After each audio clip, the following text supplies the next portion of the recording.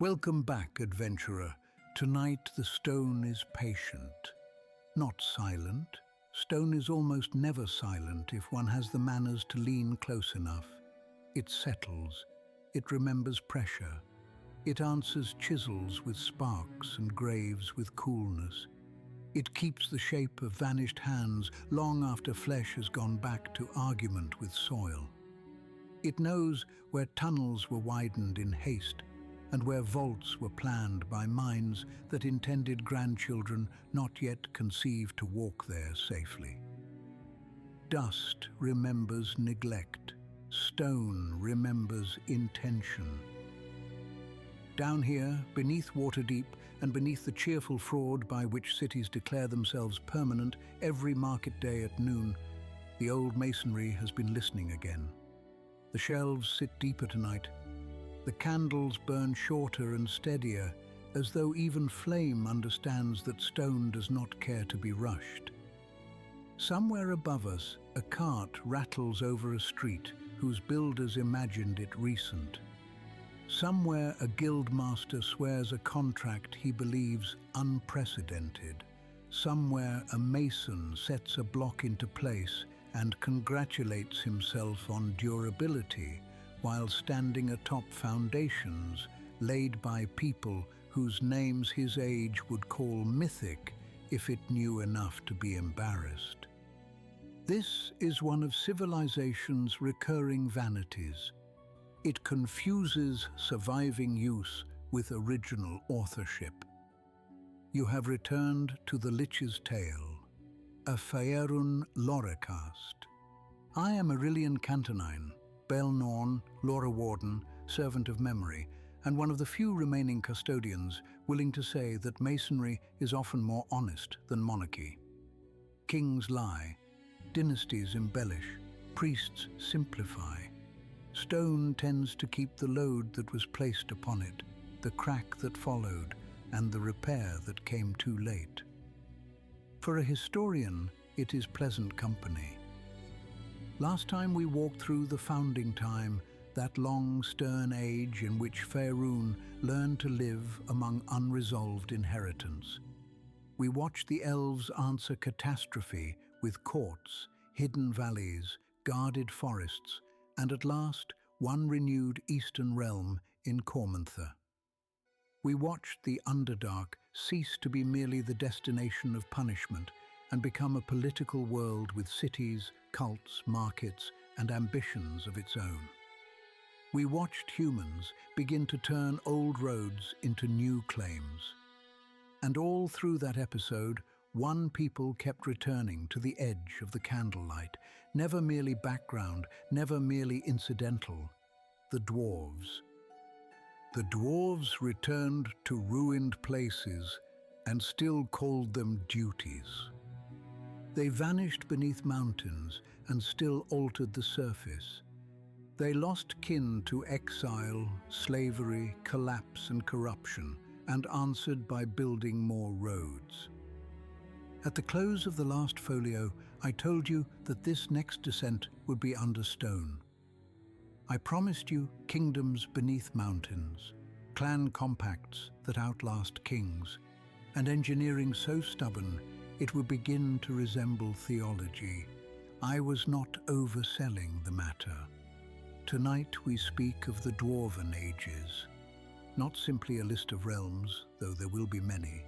Shanatar, Pairinden, the Great Rift and the Deep Realm, Ogran, Hungdanar, Amarindar, Delzun, Gracklstug, Dunsperin, Iltkazar, old and bitterly durable. Brightaxe Hall, where a throne of dragon skulls once made and unmade arguments about kingship. The names alone have weight enough to crack lesser tables. But names are not the thesis. This episode is about a different question. What does a Dwarven kingdom actually rule? Land, yes, in the most obvious sense, Mines, roads, vaults, cisterns, gatehouses, lift shafts, smelteries, fungus terraces, caravan corridors, and all the agreeable practicalities by which a people avoids being eaten in the dark. But that is only the outer answer. Human kings rule populations for taxes and levies. Elven coronals, at their best, rule prestige, custom, and the graceful management of continuity. Dwarven kings rule obligations. They inherit oaths older than their own beards.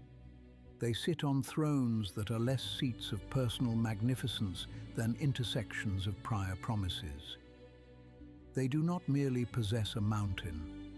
They become answerable for every tunnel cut too thin, every gate left understaffed, every clan slighted at council, every apprentice sent to a forge too early, every tomb whose seals are failing, every feud that ought to have been settled 3 grandfathers ago and was not. This is why Dwarven history matters so much to Faerûn. The dwarves do not build in order to be admired from a distance, though admiration is perfectly proper when one has earned it. They build to continue. A dwarven road is a statement that tomorrow's cart deserves a path, even if today's king dies in an avalanche. A hold is a promise that the dead will remain among their descendants without becoming an inconvenience. A clan compact is a way of binding memory to labor so that grievance, inheritance, duty, and engineering all sit at the same table and argue until something stronger than sentiment emerges, which is fortunate, because the realms gave them a great deal to argue about. We will begin in Peryndon, the ancient underkingdom beneath the Shah, where one of the oldest hearts of dwarven civilization beat in the dark long before many later peoples had learned to mistake recent weather for history. We will follow Tark Shanat west into the Cloaker Wars and the founding of Shanatar. We will sit for a while before the Wormskull throne and ask what sort of kingship needs to be made from the skulls of dragons to feel legitimate. We will trace the Spider Wars and the way drow opportunism turned dwarf disunity into catastrophe more than once. We will watch the dwarves answer defeat with expansion, founding kingdoms on the surface and far in the north, only to discover that open land taxes dwarven temperament in cruel ways. We will descend again into the Great Rift and listen to the Gold Dwarves build a different answer from the one their shield dwarf kin made in the west. We will walk the long subterranean roads of Delzoun and ask what happens when a dwarven road becomes one of the hidden skeletons of a continent. And then, because history is never content with one sorrow where it can engineer 2, we will speak of Clan Duergar, of Barakuir, of the Illithids of Orindol, of slavery so prolonged it became biology, politics, and theology all at once. Of what it means when a lost clan returns not as lost kin restored, but as a people remade by torment into rivals so intimate they can scarcely be described as foreign. This is not an episode about dwarves as quaint smiths with admirable forearms and a regrettable tendency to sing in ale cellars, though they do have the forearms. This is an episode about dwarves as one of Faerûn's great civilizational answers. An answer made of stone, oath, pressure, patience, and the occasional appalling overreaction. Before we take up hammer and lamp and descend where ceilings matter more than horizons, a word from the mortal infrastructure specialists who continue to sponsor an undead archival enterprise with more generosity than prudence. This episode is brought to you by Dharma Web Solutions, builders of clean websites, dependable digital systems, and technical structures that do not collapse the first time reality tests them. If you need front-end work with taste, back-end architecture with spine, or a team that understands maintenance is not an optional epilogue, visit dharmawebsolutions.com. They build the way dwarves respect a load-bearing arch, not because ornament is evil, but because collapse is so embarrassingly final. Now then, set the candle where the draft cannot reach it. Mind your footing. We are going below the level where history still expects the sky to matter. The first thing to understand about Dwarven civilization is that it does not begin with mining. That is a human misunderstanding. Humans see a people under stone and assume appetite came first. Ore, gems, metals, trade, very mercantile, very surface. Dwarven civilization begins instead with shelter made deliberate. Not merely a cave inhabited, but a space argued into fitness. A wall where there had been only stone. A cistern shaped to catch the right water. A burial niche placed where the rock will neither shift nor seep. A gate sized not to grandeur, but to defense. A corridor aligned to distribute both traffic and heat. Mining comes later, or rather, mining grows naturally out of the same habit of thought. Before one extracts from stone, one must trust stone. Before one trusts stone, one must learn its moods. Before that, one must decide that enduring within a thing is better than merely passing beside it. The old dwarves of Faerûn had already made that decision beyond anything most surface realms can properly imagine. Faerûn was not a single hall or a neat cluster of impressive vaults waiting politely beneath the shower for later historians to point at maps. It was one of the ancient hearts of dwarven life, a vast underkingdom in the caverns below the south, large enough, old enough, and internally varied enough that later dwarven history is scarcely intelligible without it. If elves of the first flowering lived amid networks of forests, mythals, and courts, the dwarves of old Faerûn lived amid tunnels, rift cities, clan domains, and deep roads that made an entire subterranean world coherent. Coherent. Do not underestimate that word. A cavern can house survivors, a network of linked delves, roads, shrines, stores, vents, farms, wells, and obligations houses a civilization. Faerûn mattered because it was already civilizational before so many later dwarven realms went out to become their own answers.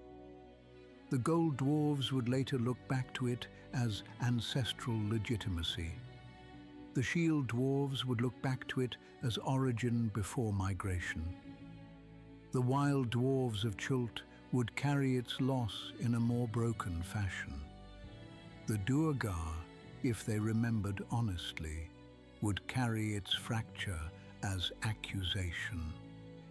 Even the Great Rift, which later ages treat as a homeland in its own right, is in part a transformed argument with old Faerûn.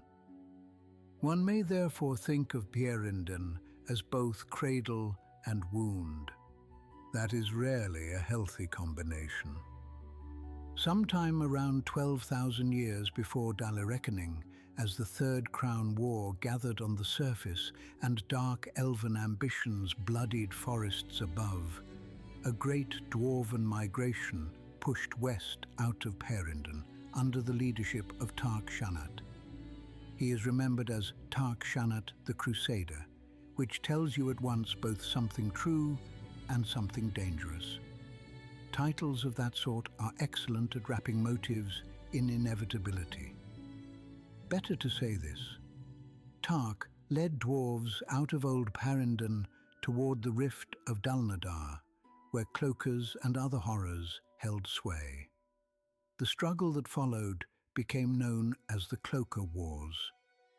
Already you can feel the difference between dwarf and elf historical memory. Elven chronicles so often begin with insult, lineage, ideology, affront.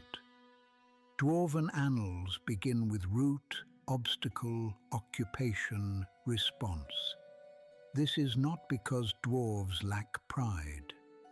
Heavens no. It is because dwarven pride prefers to call itself solution. The Cloaker Wars ended in one of those scenes historians treasure because it satisfies both symbolism and logistics. Tark slew 4 blue dragons whose lair lay in Brightaxe Hall, or what became Brightaxe Hall once the dwarves had claimed it. From the skulls of those dragons, the Wormskull throne was fashioned, and later tradition held that Dumathoin himself had a hand in its forging. The details of divine workmanship are the sort of matter priests grow decorative about and scholars cautious. I am content to say that the throne became what all successful ritual objects become in time, more than itself. It was not just a seat. It was a statement that rulership in Shanatar rested on conquest, divine favor, memory, and the willingness to carry old danger visibly into the room where judgments would be made. Think on that for a moment.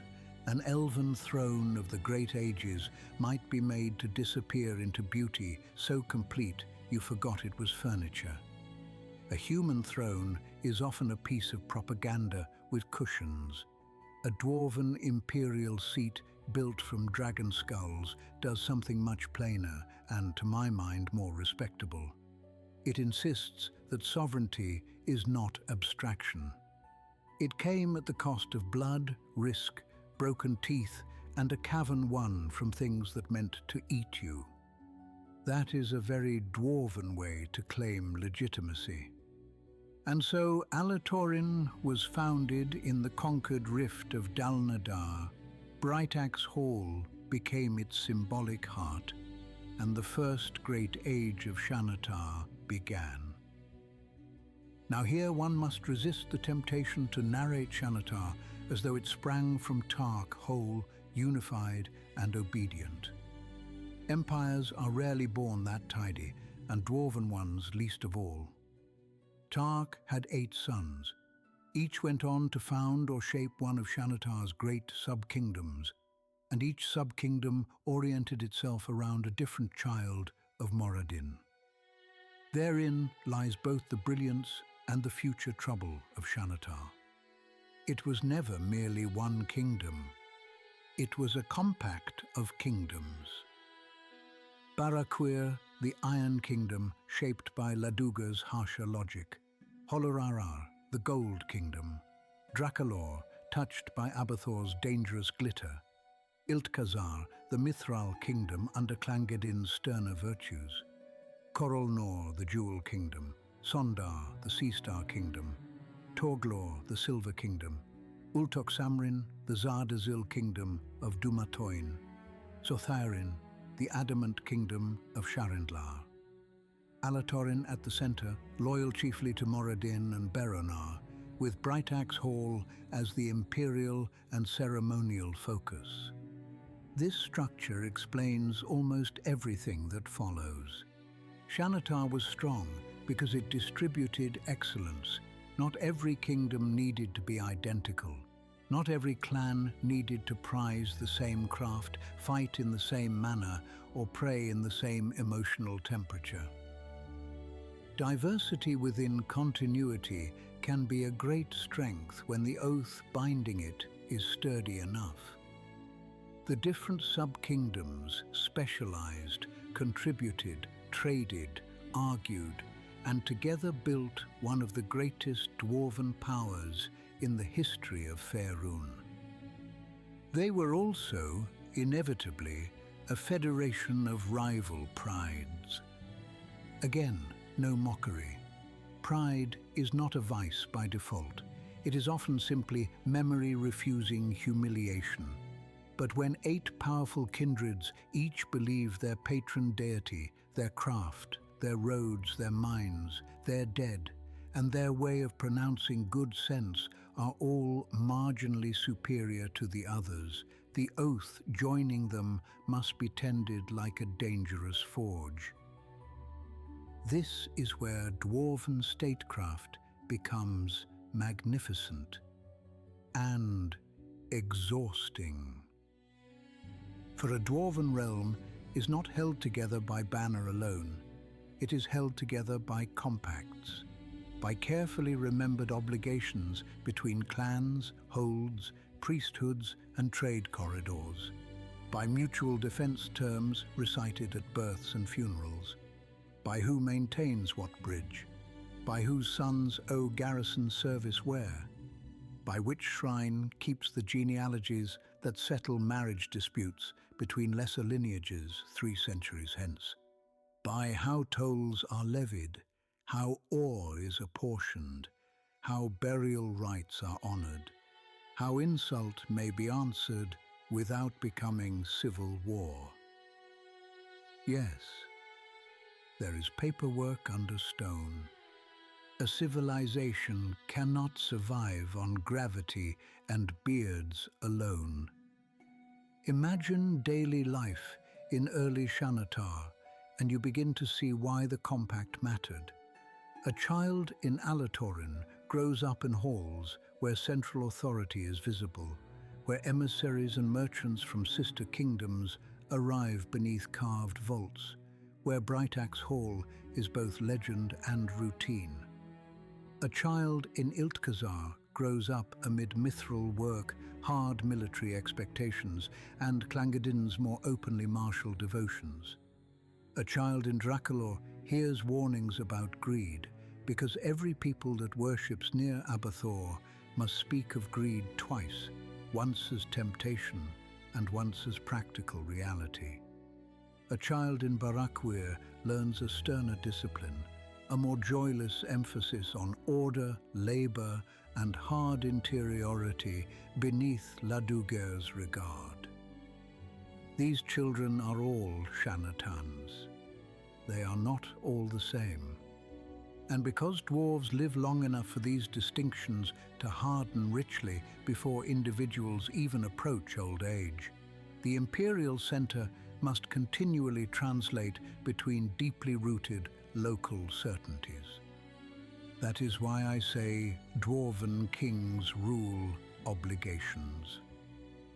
To sit on the Wormskull throne was not simply to possess supreme prestige. It was to become the living knot of 8 enduring claims. A poor job, an honorable one, a nearly impossible one when prosperity is high, and each sub-kingdom begins quietly wondering whether the center is becoming unnecessary. Which in time, it did. The cracks in Xanatar first widened, not because dwarves forgot how to carve stone, but because they remained dwarves. The sub-kingdoms quarreled over boundaries, resources, and prerogatives. Skirmishes became the Spawn Wars, a period in which each sought to extend its borders at the expense of its neighbors. One can hear the later dwarven embarrassment in the name. Spawn Wars. Not noble enough to flatter, not specific enough to dignify. Merely the sort of grimly accurate label a people gives a conflict it knows should never have been permitted to mature. This, of course, invited attention from below and beside. It always does. The Drow of Gwali Durth, one of the ancient cities of the southern Underdark, took one look at Xanatar's disunity and behaved as drow powers so often do when their enemies are busy explaining themselves to one another. They attacked. The First Spider War belongs among those conflicts that should be taught to every prince, council elder, and military minister in any civilization ambitious enough to think internal quarrels are a private matter. They are never private. Every feud that narrows the strategic imagination of a realm becomes visible to the neighbors that wish it harm. The Drow struck Alatarin while the dwarf sub-kingdoms were occupied elsewhere, captured Brightac's Hall, and brought the symbolic heart of Xanatar under foreign occupation. It is difficult to overstate what that must have meant. Not merely a lost fortress, not merely military embarrassment. The dragon skull throne at the center of the imperial bargain sat in enemy hands. Stone that had been won by Tark Shanat himself had become evidence against his descendants. Dwarves do not take that sort of thing well. Quite right, too. The response gave us the Second Spider War. Aghast at their own folly, the 8 reigning kings of Xanatar forged an armistice, turned their armies against the Drow, and retook Alatorin. In triumph, they marched back into Brightac's Hall and swore that they would not again permit such division to hand their enemies an advantage. There are 2 important lessons here, and Dwarven history teaches both with satisfying bluntness. The first is admirable. Dwarves can, when properly shamed, remember the greater structure to which they belong and act with terrifying collective force. No people more deserves the adjective implacable when genuinely unified. The second is less flattering. They needed the loss of Brightac's Hall to learn it. History is full of civilizations that only become wise at invoice. Xanatar was no exception. Yet the victory did more than restore old ground. It created one of the most revealing political moments in all Dwarven antiquity, the choosing of who would sit the Wormskull throne thereafter. The great kings asked the gods to decide.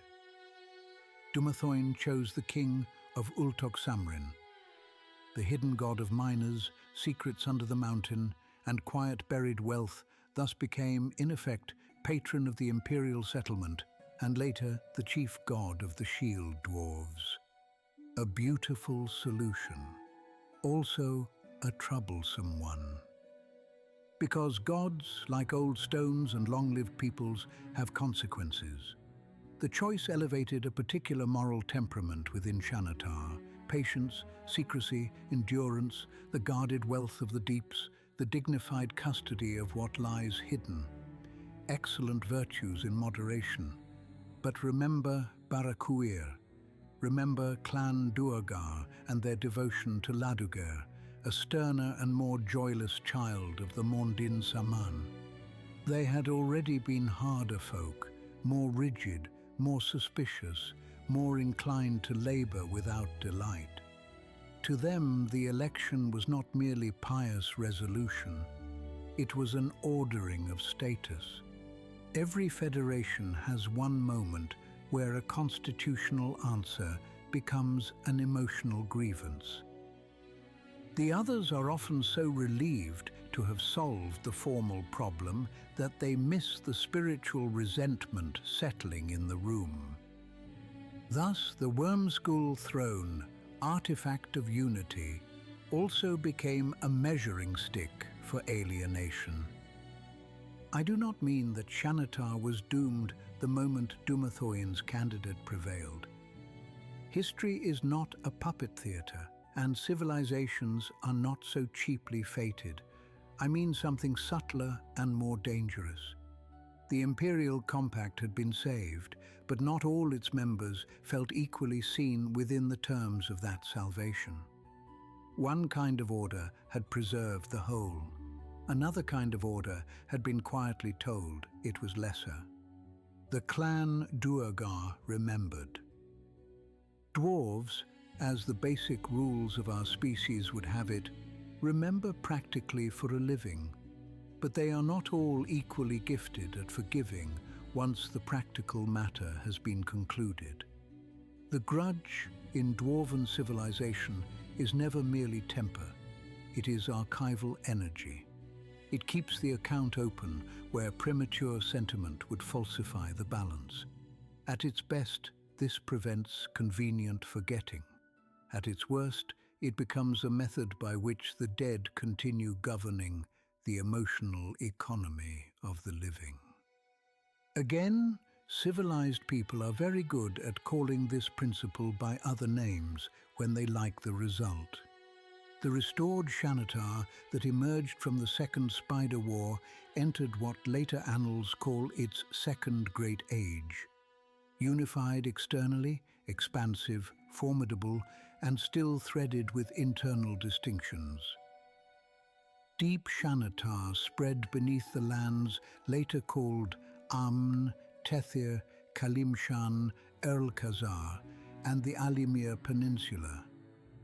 Trade flourished, roads multiplied, holds deepened. The practical genius of Dwarven civilization expressed itself in every direction. Here then, let us leave kings for a while and talk about how such a realm actually lived. A Dwarven underkingdom does not feel like a surface city merely moved below. That is another common mistake of imagination. The surface teaches one bad habits, sprawl, redundancy, the belief that loss of one road may be compensated by another meadow, that sunlight will continue performing half your civic labor for free. Underground, nothing is free. Space is argued with. Heat must be managed. Smoke must be routed. Water must be found, stored and guarded. Waste must be carried away or transformed. Granaries sit beside fungus beds and sealed reserve chambers. Smithies cannot be placed carelessly because one ill-rooted draft can suffocate a district. A mine is not merely a mine. It is a strategic vulnerability, an economic engine, a possible invasion route, a site of funerary likelihood, and a place where every error acquires geological dignity. Thus, daily life under Xanatar's vaults was disciplined by interdependence. The child of a mason learned early that walls are promises. The child of a metalworker learned that quality is a public duty, because a bad rivet in a gatehouse may one day become a widowing. Priests were not only keepers of ritual, but guardians of burial chambers, clan records, oaths, and civic calm. Merchants were tolerated, even respected, so long as profit did not threaten structural obligations. A caravan delayed by flood or cave-in was a political matter because somewhere farther down the line a hold expected that iron, that grain, that salt, those lamp oils. Guild, clan, temple, garrison, and household therefore braided together more tightly than in many surface states. You do not survive long under stone with a fashionable theory of radical individualism. Stone has opinions about self-sufficiency. Marriage among dwarves, too, was less a matter of romantic self-expression than of continuity rightly arranged, though affection by no means vanished beneath such realism. Families and clans considered craft lineages, obligations, and the temper of paired houses. Not merely, who do you love? But what does this bond stabilize? Which guild links does it reinforce? Which old quarrel might it settle? Whose grandchildren will maintain which tunnel sections? Humans hear this, and call it cold. Humans say many things because they live too briefly to understand how often love is healthiest when given a structure stout enough to survive bad harvests, offended uncles, and the occasional cave bear. Death, unsurprisingly, held public meaning as well as private grief. Dumathoin's clergy oversaw burials, but burial itself was civic architecture. Tombs were not remote embarrassments set outside view if land values permitted. The dead remained among the living in chambers protected, named, and tied to the hold's ongoing identity. A dwarf child walking to lessons might pass the sealed resting places of 8 generations and know not only the names within, but what each ancestor had built, failed, repaired, or defended. This does something to a people's sense of accountability. When your route to the forge takes you past great-grandmother's stone and everyone remembers the year she held the sluice gates through 3 days of flood, frivolous incompetence becomes harder to sustain as a lifestyle. This is what I mean by obligations. Dwarven civilization built memory into circulation. So long as Xanatar held, it held not simply because its armies were capable, though they certainly were. It held because its holds made memory practical, which is precisely why later collapses wounded it so deeply. A road can be rebuilt, a city can be resettled, but when a place where memory has been made structural falls, an entire people loses one of the machines by which it remembers itself honestly. And once more, the Drow understood this before the surface ever did. The Third Spider War came generations later when Gwalydurth again struck Alatorin and the caverns of the Western Empire. This time, the stout folk were forced to abandon Brightaxe Hall itself. The city of dragon skulls and imperial resonance had to be yielded, though the dwarves managed one vital act of fidelity before retreat. They took the Wormskull throne with them. Now that is Dwarven symbolism at its most exact. If the city cannot be held, save the oath. If the stone is lost, carry the legitimacy. If the hall must fall, do not allow the enemy the right to sit where your dead still judge. The Third Spider War ended Xanatar's second great age and began a new chapter less comfortable and, for that reason, perhaps more revealing. The Empire expanded outward. Scouts rose to the surface. New kingdoms were founded beyond the old southern core. The dwarves, pressed by loss and driven by undiminished vigor, began testing what dwarven polity looked like when it could no longer rely wholly on the old, deep southwestern concentration. This is where dwarven history becomes wonderfully various and faintly alarming. Because under stone, the dwarves are often at their best. On the surface, across plains, coasts, and wide frontiers, they remain brilliant. But brilliance must work harder against geography less naturally obedient to dwarven temperament. The first of these outward answers was High Xanatar. Dwarven scouts reached the surface in the far south and found a world already being remade by the collapse of Genie dominion. Kalim's empire had broken. Jinni and Afriti remnants still troubled the land. Human communities were struggling to inherit ruins of elemental tyranny. For a time, the interests of dwarves and humans aligned. The dwarves of Xanatar, allied with the emerging humans of Corruption, to help cast out the last genies and rebuild places like Kalimport and Keltar. This alliance deserves more attention than it usually receives. Too many later histories narrate dwarven-human relations as though they consist chiefly of trade, occasional admiration, mutual frustration, and orcs interrupting both parties at inconvenient moments. But here, in the south, we see something more formative. Dwarves helping humans inherit a magical catastrophe.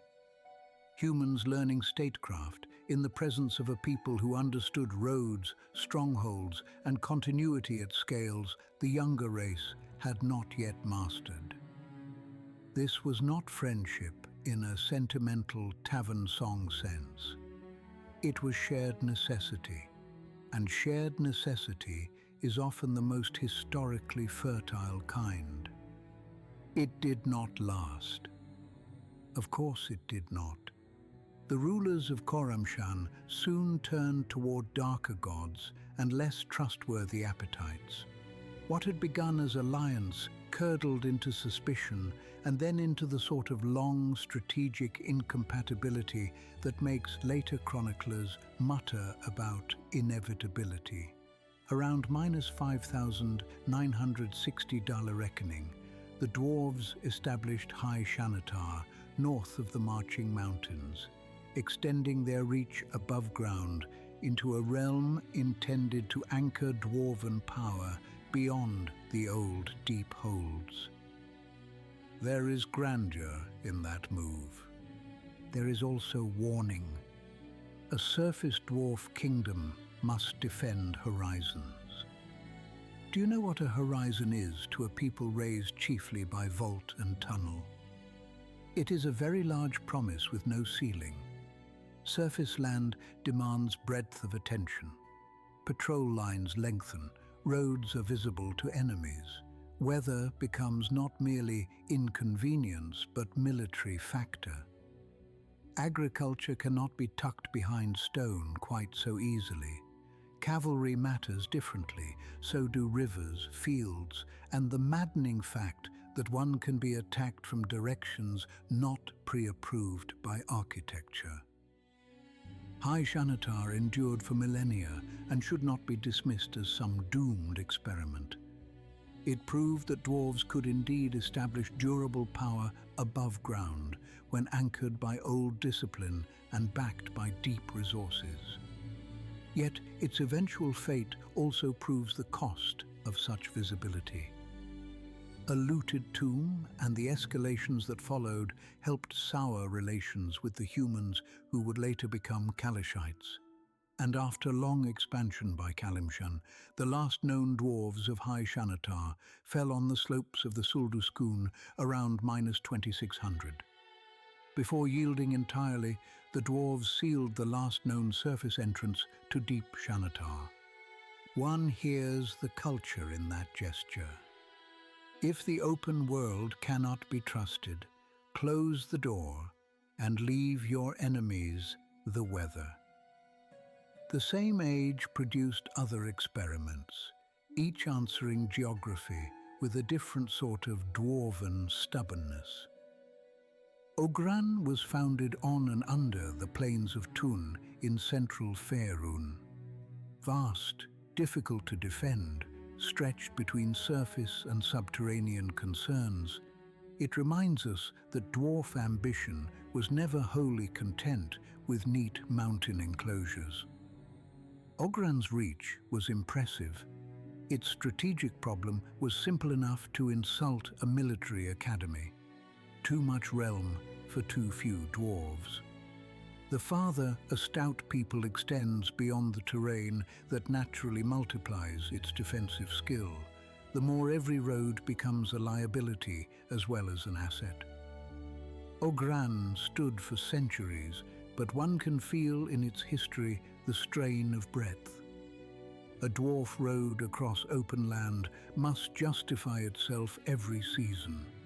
Beneath stone, the mountain does half the arguing for you.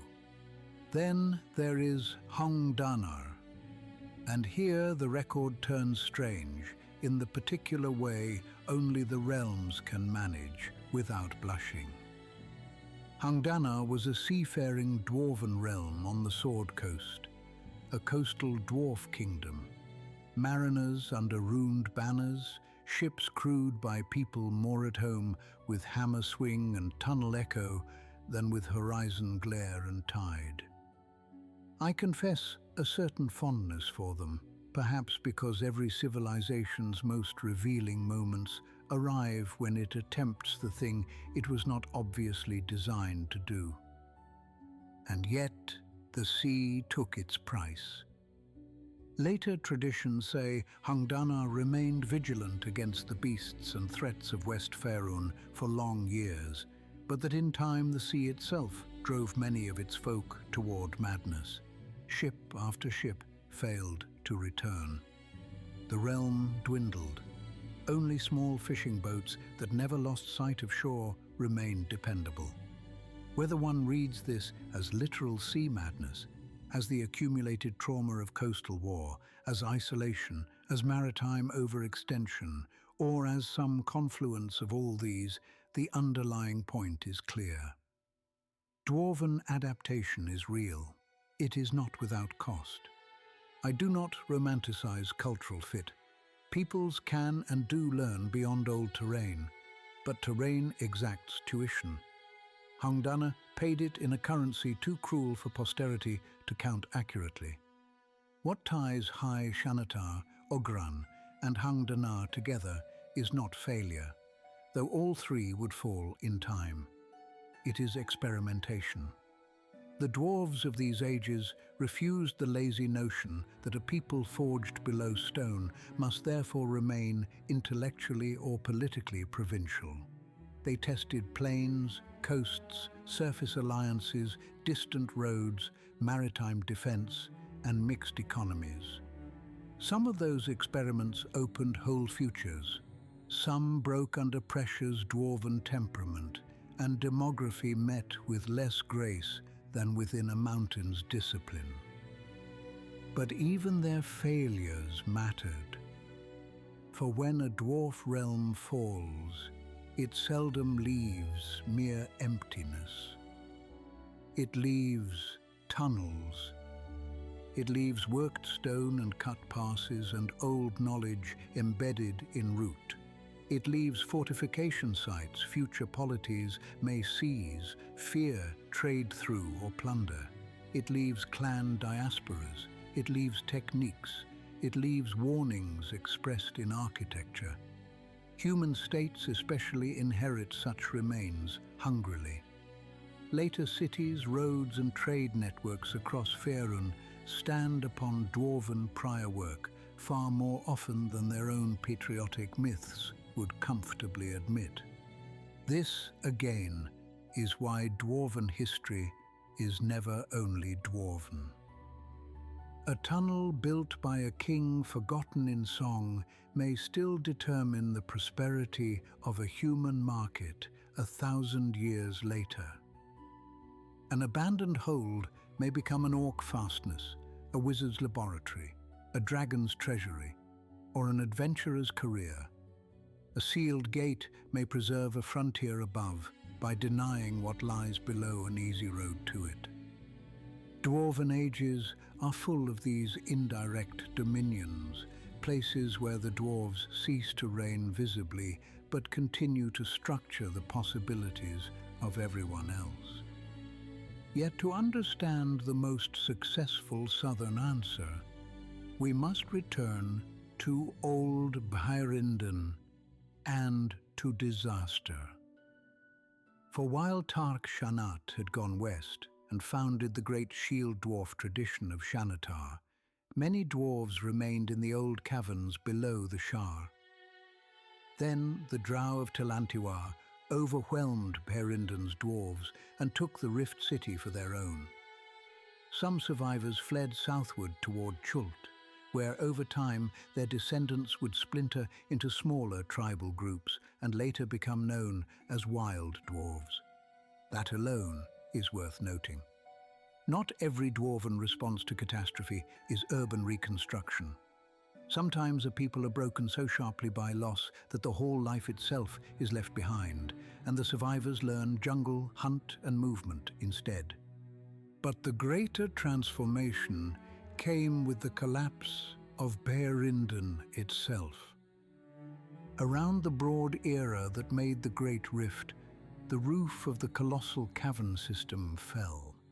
The Drow empire of Talantiwa was shattered in the collapse.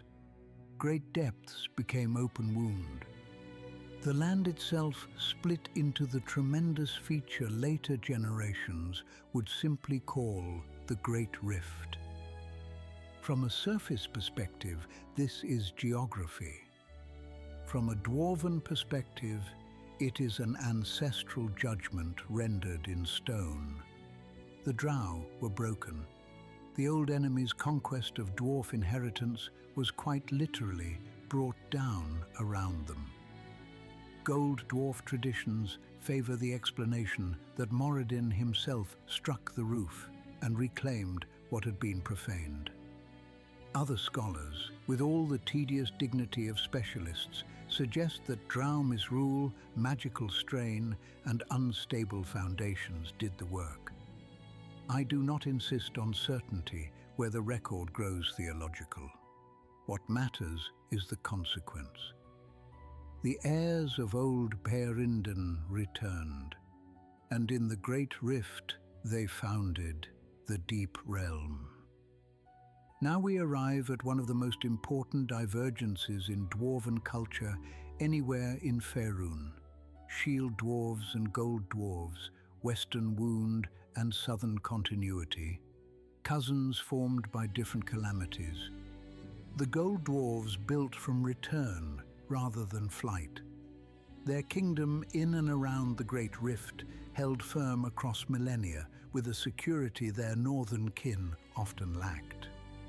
This made them different in temperament, confident where shield dwarves grew more fatalistic, conservative in a deeper, almost geological sense, proud, sometimes offensively so, of their continuity. Shrewd traders, stalwart warriors, and a people trained not first against goblinoids, as many northern dwarves were, but against the aberrations and terrors that came out of the deeper Underdark. A people shaped by the rift thinks differently about danger. Gold dwarves were known to value themselves and others by possession and family reputation more explicitly than shield dwarves did. They were materialistic and ritualistic in one breath. Not because they lacked spiritual life, but because for them wealth, crafted excellence, and the stability of old custom were all proofs that civilization remained intact. A chest of fine work, a genealogical record kept pure, a marriage arranged in accordance with venerable custom, a chamber tomb sealed correctly, a set of trade terms honored for 6 generations. These were not little things. They were the everyday grammar of a people convinced that order deserved visible form. Children in the Great Rift were taught this early. Tradition assigned profession. Family expectation narrowed choice. Priests and genealogists held extraordinary moral authority. One's place in the clan and one's fidelity to the old ways were not negotiable fashions, but the weight-bearing beams of society. Gold dwarves who strayed too far from custom were not merely eccentric. They were perceived, often harshly, as threats to civil continuity. Shield dwarves, by contrast, had suffered repeated dislocations. Shanatar's fractures, surface diasporas, northern wars, eventual collapses. They remained deeply traditional, certainly, but necessity had made them more adaptive, more willing to live among other peoples, and in many ways more emotionally weathered. Gold dwarves could afford confidence. Shield dwarves learned caution the old-fashioned way. by surviving what confidence had not prevented. Neither branch is morally superior. Each is a historical argument. In the Great Rift, Gold Dwarf daily life displayed the mature southern answer. Trade ran not only through the rift itself, but outward to human empires. Craft reached extraordinary heights. Warfare was disciplined and defensive without becoming timid. Even the king, nominal though the office might at times appear beside the power of clan elders and councils, was expected to remember a principle the southern dwarves later liked to express in practical terms. A ruler should not use his people like tools. There is a great deal of political theory hidden in that sentiment. To surface ears, it sounds merely humane, which it is. To dwarven ears, it is also structural. A people are not picks to be worn and replaced. They are the continuance of the hold. Kingship exists to preserve that continuance, not consume it. One begins to see why dwarven polities can survive when more flamboyant empires burn. They do not always ask first what glory the state can extract from the people. They ask what must remain sound when the present generation is already a row of names in a tomb chamber. The northern answer to dwarven continuity took a different form. If the Great Rift taught confidence through recovered homeland, the North taught network. Delzoun, the North Kingdom, was founded around -3900 beneath the lands that later ages would call the Silver Marches and the Greater North. 4,000 years of rule followed, give or take the usual border arguments, seasonal invasions, and chroniclers' tendency to mistake local catastrophe for universal collapse.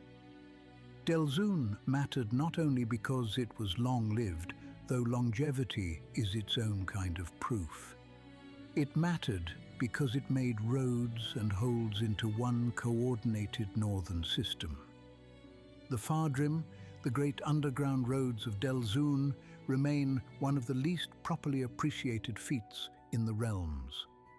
Surface historians like capital cities because capitals pose obediently for narrative. Roads are harder. Roads require one to admit that civilization is often less a series of crowns than a series of maintained connections. The Faerûn stitched Delzoun's breadth together under mountain and vale, linking holds to one another and later to allies and trading partners beyond strictly dwarven space. The most famous of these ways, the Low Road, would connect Delzoun to Netheril and help make possible economic and cultural exchanges whose consequences far outlived both states' first confidence. There it is again, dwarven history structuring someone else's future. Delzoun is also where one sees most clearly how dwarves can become continental without becoming loose. The realm reached through a web of holdfasts, mines, roads, fortified stops, and deep roots rather than by one enormous exposed territorial vanity. That suited them. Mountains, chasms, and buried ways could be turned from obstacles into seams of dominion. To move through Delzoun was not merely to cross northern land. It was to pass through layers of planned access, guarded stone, negotiated toll, and remembered precedent. This made the North different for everyone.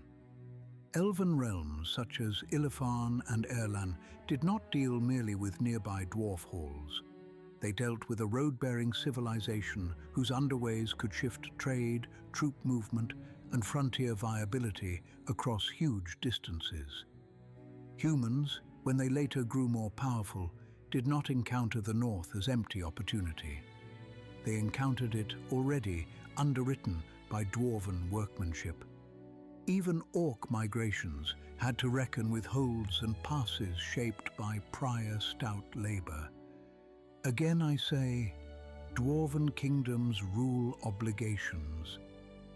Delzoun shows that they can also rule circulation. Consider what life in such a kingdom required.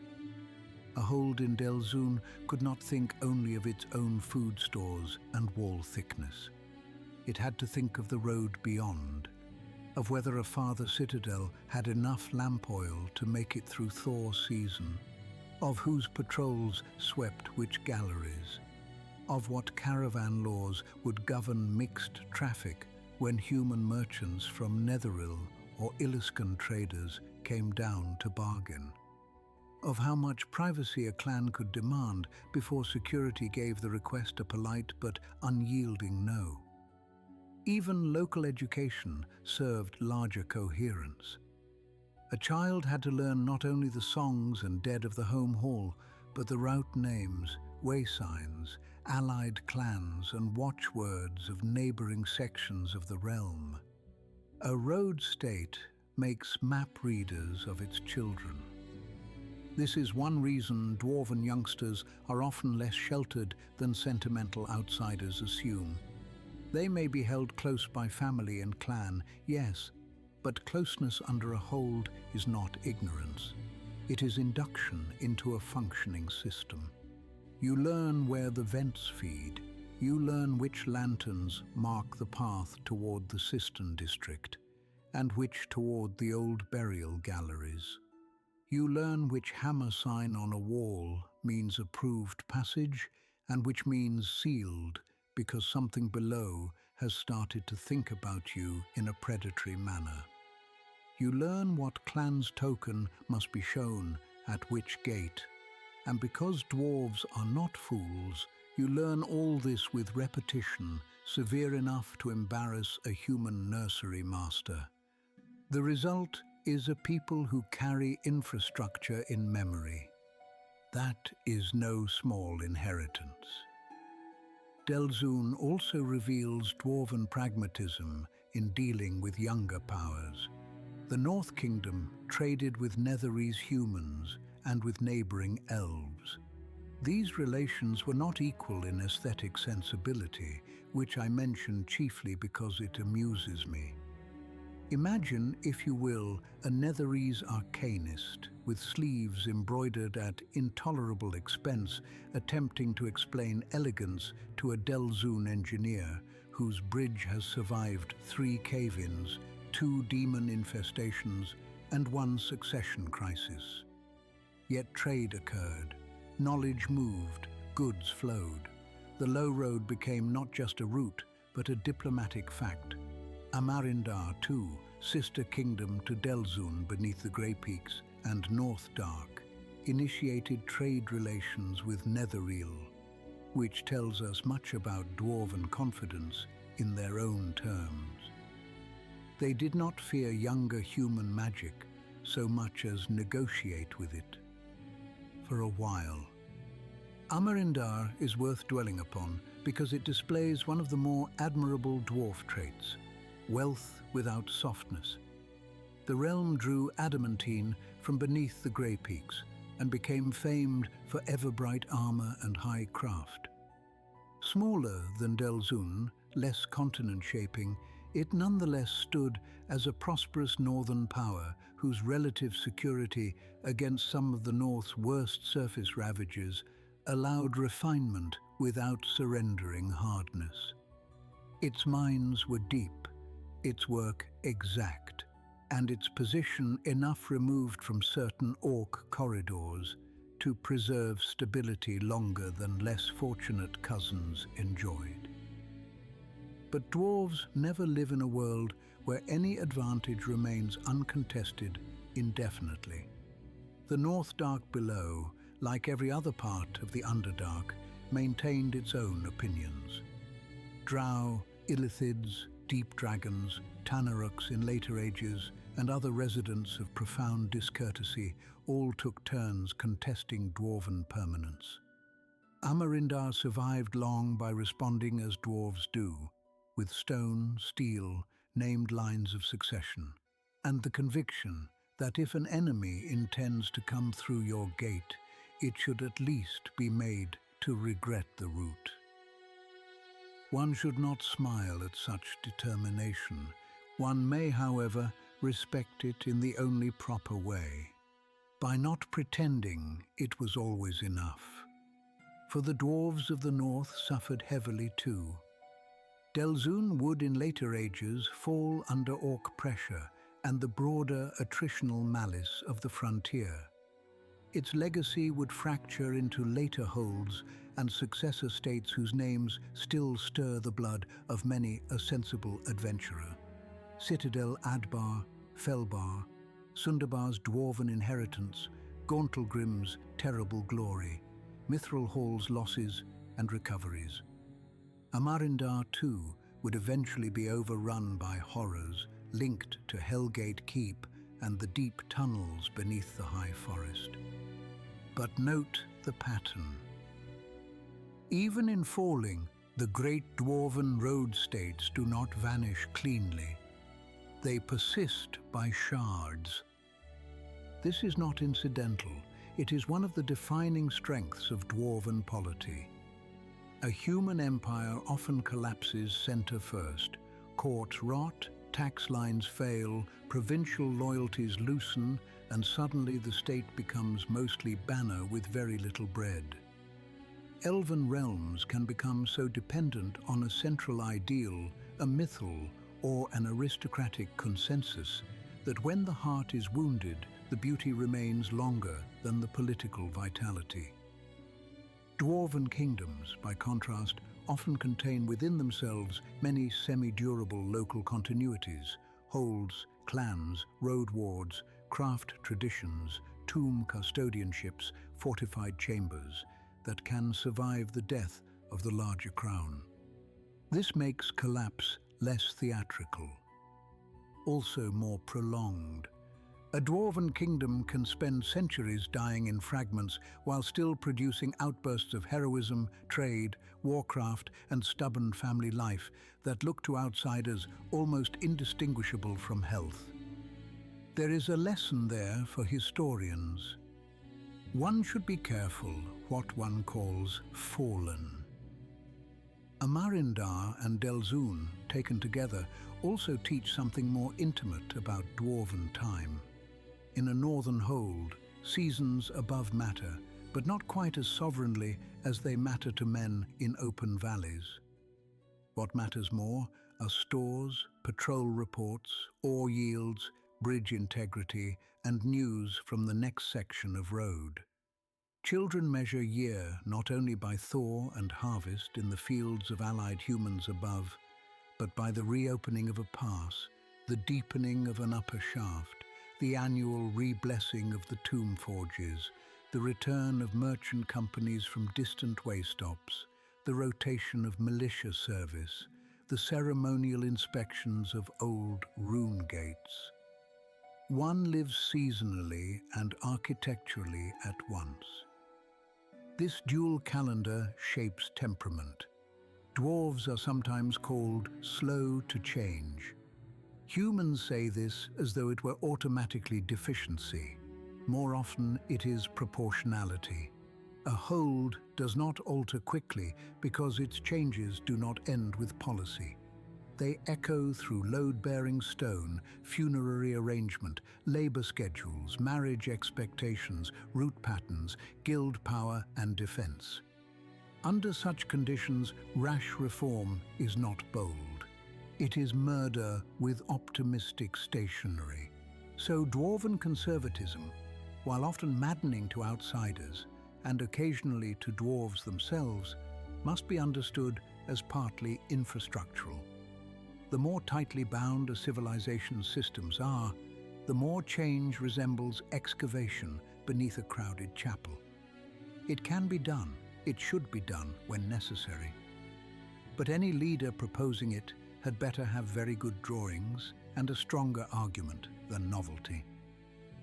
Delzoun's roads, Amarindar's adamantine, High Shanatar's surface ambition, Ogran's breadth, Hongdanar's maritime strangeness, the Great Rift's secure conservatism. Taken together, these reveal something the cliché smiths always miss. There was never one dwarf way to respond to history. There were many, some privileged inward continuity, some outward expansion, some alliance, some recovery, some trade, some martial choke point mastery, some experimentation so unusual that later ages hardly know what to do with it. And yet, beneath the variation, a common principle remained. Dwarves build as though memory deserves masonry. Humans more often build as though ambition deserves visibility. Elves, at their loftiest, build as though beauty deserves duration. Dwarves build as though obligation deserves a wall thick enough to survive argument. Keep that distinction close. It will serve you well whenever later ages hand you a ruin and ask what sort of people once thought here. Because sometimes the answer is legible in the surviving arch. And sometimes, more disturbingly, in the way the arch still bears weight centuries after the hall around it has been lost. There is another aspect of dwarven life we have only touched, and which the archive would rebuke me for leaving vague. Religion. Not theology in the abstract, religion as civic composition. In many human realms, a temple may advise, inspire, threaten, legitimize, or grow obscenely rich while doing all four. In elven realms, priests often hold moral and ceremonial authority braided delicately with artistic and cultural life. In dwarven civilization, especially in the older ages, the gods are far closer to administration. Clerics oversee genealogies, burials, oath-keeping, craft blessing, the moral hygiene of guild relations, and the unlovely but essential business of reminding powerful clans that the mountain existed before their vanity and will remain after it. Moradin and Beranar anchored Alatarin's central temper. Dumathoin's priests handled the dead and the hidden trusts of the race. Clangadin's favoured folk leaned toward the martial, Sharindlar's toward hearth and healing, Vergadine's toward trade, Dierinka and Dienkarazan toward knowledge and craft, Abathor toward wealth's sharper edge, and Ladugir toward labour stripped of warmth. This divine differentiation mattered because each major sub-kingdom wore its patron temperament into civic life. One did not merely live in a city that happened to have priests of a particular god. One lived in a social atmosphere flavored by what virtue that kingdom had chosen to honor most. This made inter-kingdom politics subtler than outsiders often appreciate. A dispute between neighboring holds could be about ore rights, yes, but underneath it might also be a quarrel between conceptions of good dwarven life.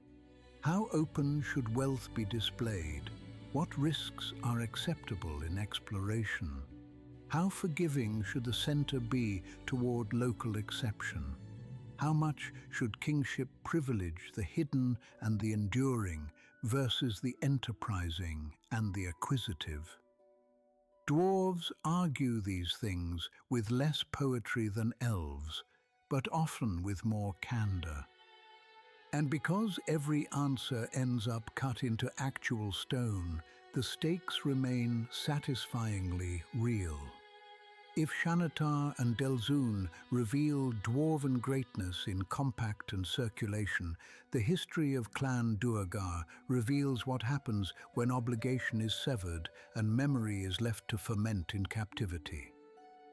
There are few tragedies in Faerûn more politically instructive. That is unfortunate for the people forced to supply the lesson. Clan Duergar began as one of Shanatar's own.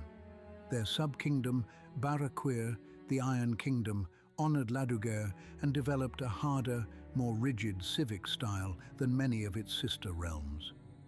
Even before catastrophe, Barraquir stood somewhat apart.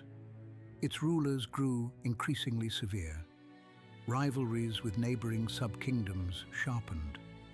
Other dwarves found the place stern to the point of cruelty, and some fled its rule. Yet Barraquir still swore allegiance to the Wormskull throne. It was still Shanatar. This is important. The Duergar did not begin as foreigners beneath Dwarven history. They began inside it.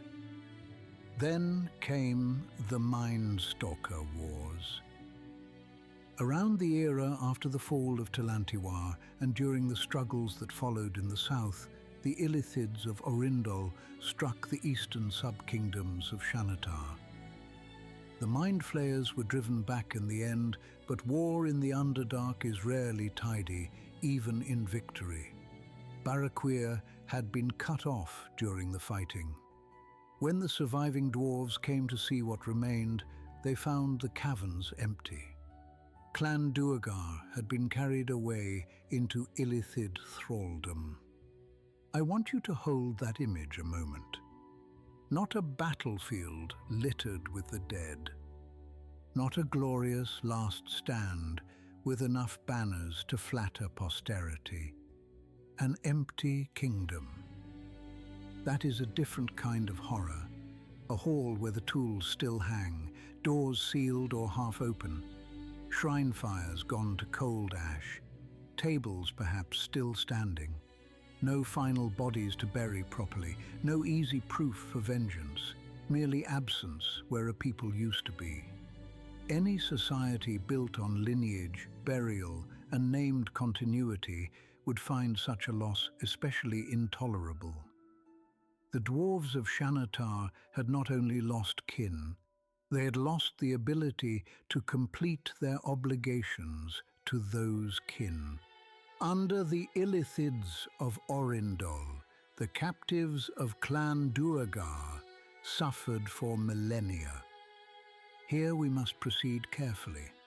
Records of long enslavement are always torn between two failures, euphemism and pornography. One hides pain to preserve decorum. The other dwells upon pain as spectacle. I prefer neither. It is enough to say that the Illithids used them as thralls, stock, labor, and material for experimentation. Generations passed in subjugation so total that memory itself became dangerous to keep in the open. Illithid breeding programs, psychic domination, and the disciplines of survival in that environment transformed the descendants of Clan Duergar into a new dwarven people. Grey-skinned, hardened, spiritually bent toward severity, marked by psionic aptitude and by a deep cultural scar where trust had once lived.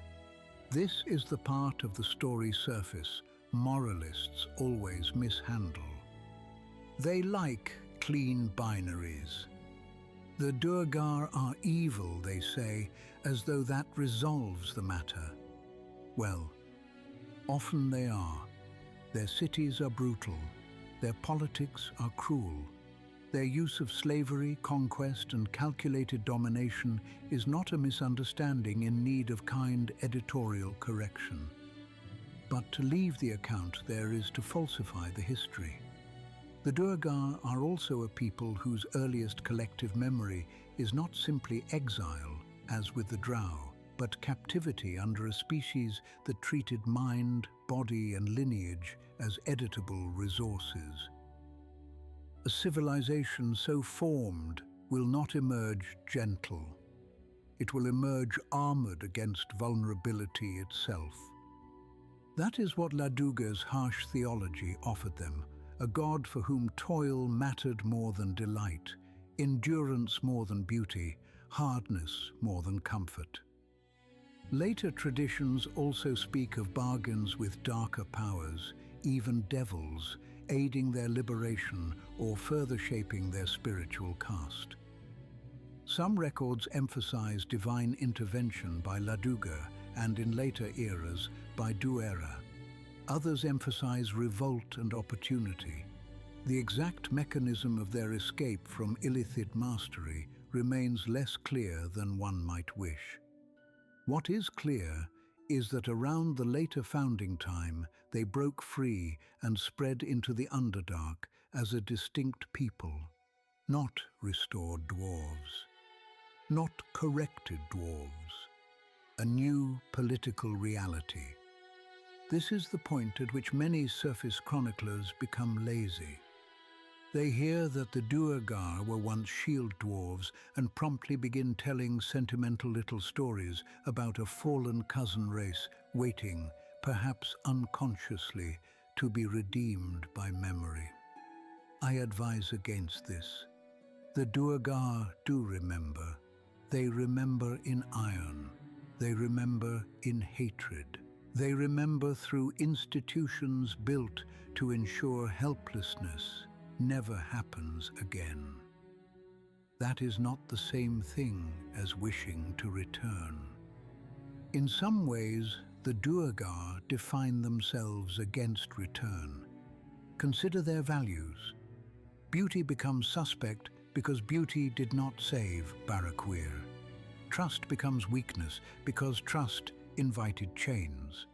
Mirth becomes extravagance because in slavery joy is one of the first resources stripped or made dangerous. Even craft changes meaning. Shield dwarves and gold dwarves craft as continuance, honor, even reverence. Duergar craft as utility sharpened by grievance. The resulting works can still be formidable, sometimes magnificent in a grim fashion.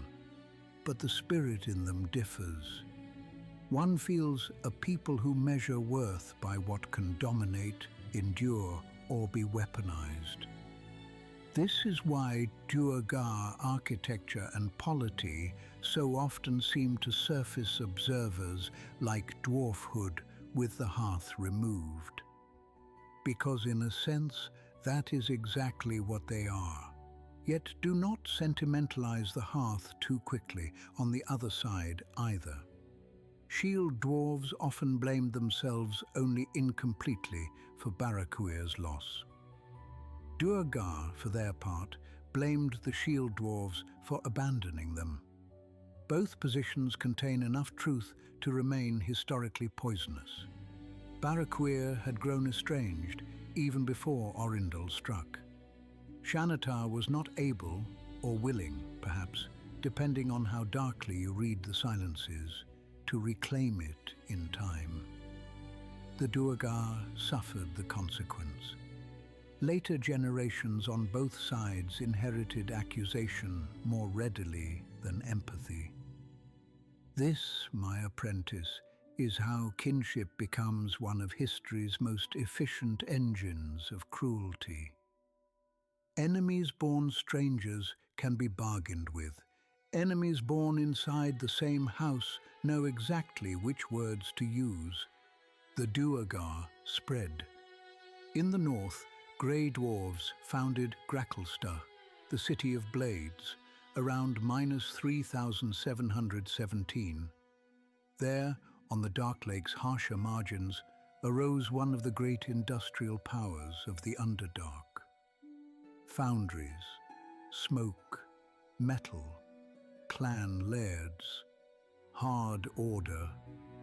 Later, a larger deep kingdom was proclaimed from Gracklstug's authority, claiming sovereignty over grey dwarf enclaves across a vast swath of the North Dark. Listen to the irony. A lost clan, once severed from Xanatar, now building a kingdom of its own beneath lands their shield dwarf cousins also hope to order. Elsewhere, in the Darklands below the Orsraun region, the Duergar razed Dunsparin, the city of sunken spires, the Underspires. Another answer, another center, another proof that the Duergar were never merely a pack of escaped slaves haunting old tunnels. They were state builders, harsh ones, expansionist ones, but real. They produced hierarchy, doctrine, urbanity, and the political imagination necessary to see the Underdark not simply as a place to hide from torment, but as a realm to rule so thoroughly that no one could ever again do to them what the Illithids had done. This helps explain Deep Duerra. Duerra, later worshipped as Deep Duerra, Queen of the Invisible Art, embodied the Duergar translation of trauma into imperial doctrine. Conquest, expansion, psionics. The belief that mind itself is a weapon to be shaped, and that the Duergar are destined to rule the Underdark rather than cower within it. One can see with painful clarity the logic by which a people brutalized by psychic domination might come to exalt psychic power as proof they will never be dominated again. The theology is not difficult to understand. It is merely awful to live beside. And because Faerûn sometimes admires cruel symmetry, Duerra's story reaches a high point right where old Xanatar's story darkens most. Around -1800, in the era remembered for the kin clashes, the descendants of Clan Duergar invaded the surviving realms of Deep Xanatar, Holorarar, Ultoksamrin, and others. Only Iltkazar endured. One line of tradition links this wider grey dwarf ascendancy to Duerra's triumph over Drow and Illithid rivals, and to her subsequent ascension to godhood. There is no more devastating form of return than this. Imagine the descendants of those once lost to slavery coming back not to kneel at the tombs of their kin or to reclaim a place among them, but to finish the unmaking of the old shared empire. If the Drow descending into the Underdark represent elven civil war turned into a new people, the Duergar represent dwarven internal fracture, preserved, stolen, remade, and then sent home with an army. That is why I told you their history is politically instructive. It reveals what happens when a federation mistakes constitutional settlement for emotional repair. The Wormskull throne preserved the empire. It did not heal Barakuir's alienation. Xanatar survived. Clan Duergar did not. Centuries later, the reckoning arrived wearing grey skin, psionic discipline, and a theology of conquest. One is tempted to call that tragic. One should. One should also call it foreseeable. Under Duergar society, daily life hardened accordingly. Children were trained early toward labor, obedience, and suspicion. Households and clans were less warm continuities than units of function. The arts that remained were those that justified themselves by utility, dominance, or ideological weight. Magic, in the arcane sense, often carried less esteem than psionics or divine power steadied by the darker Duergar gods. Even leisure, where it existed, tended toward austere displays of strength or control rather than the more communal comforts visible among shield or gold dwarves. Again, do not simplify. Duergar are not emotionless machines. No people is. They love, grieve, scheme, resent, and remember. But their culture teaches them to mistrust softness not as moral weakness in the abstract, but as strategic risk. A Duergar child learns, in essence, that the world below is a place where pity can be used against you, beauty can distract you, trust can enthrall you, and hesitation can enslave your descendants. Such a child is being formed by a cruel but intelligible syllabus. This has political effects surface realms ignore at their peril. Duergar states are often more organized than their reputation suggests because they are built around prevention. Prevent vulnerability, prevent surprise, prevent psychic subjugation, prevent dependency, prevent the rise of anyone within the polity whose autonomy might recreate the conditions of collapse. The result is oppressive, yes, but it is not random. Duergar cruelty is administrative, which makes it enduring. Notice too how the Duergar inherit and invert certain Dwarven virtues. Dwarven endurance becomes Duergar harshness. Dwarven craft becomes Duergar industry stripped of warmth. Dwarven loyalty becomes Duergar suspicion toward outsiders and rigid hierarchy within. Dwarven memory becomes grievance sharpened into doctrine.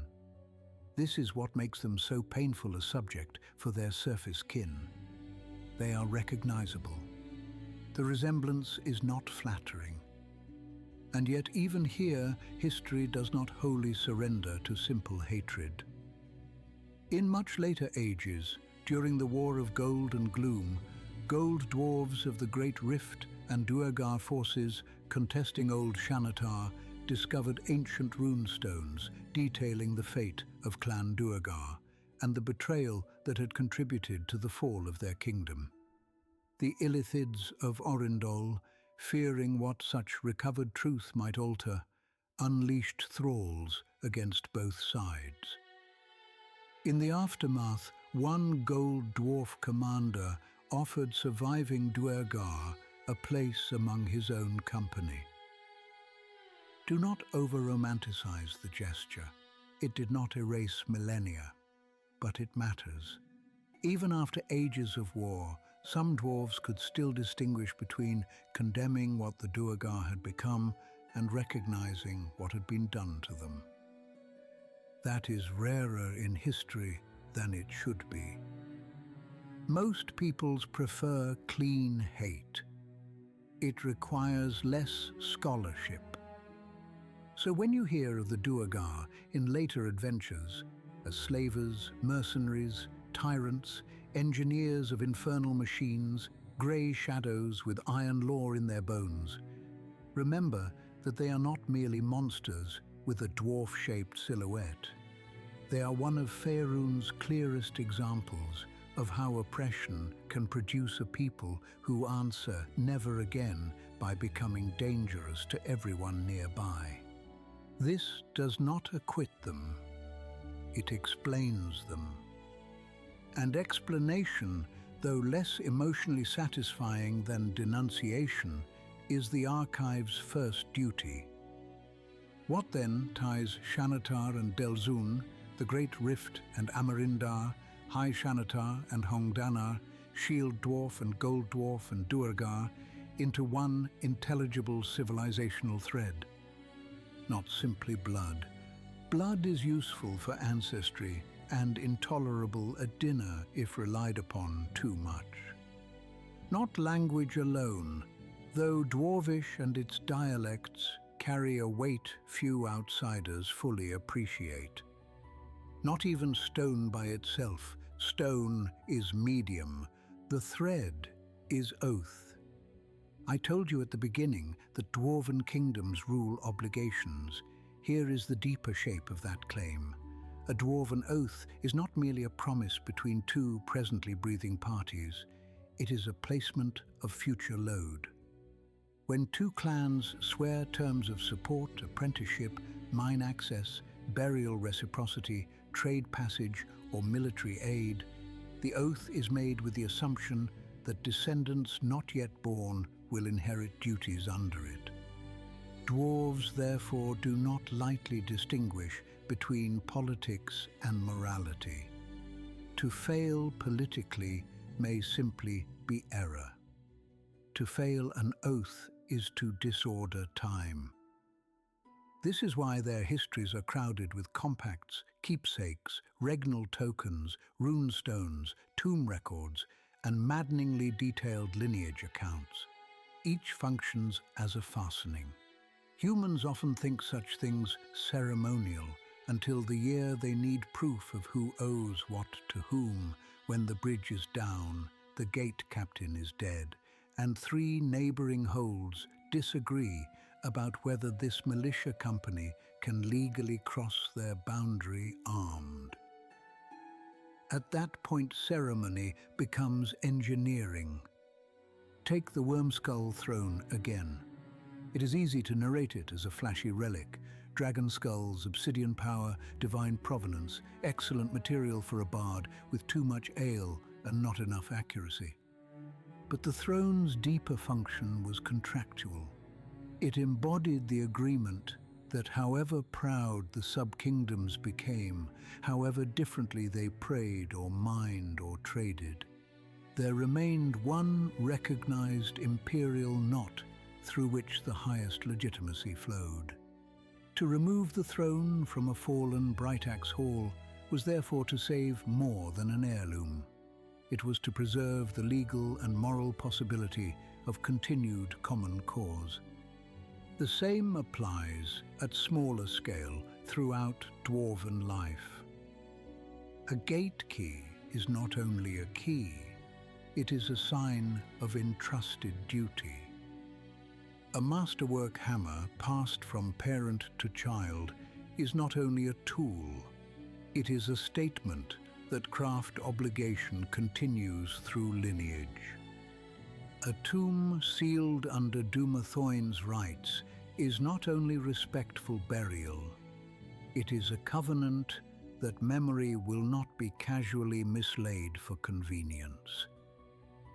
A road marker in the deep ways is not only directional aid, it announces who is responsible if the next span has failed.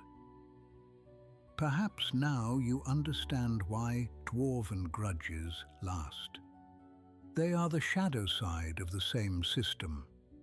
If an oath secures continuity, then betrayal does not merely injure the present. It imposes disorder forward and backward at once.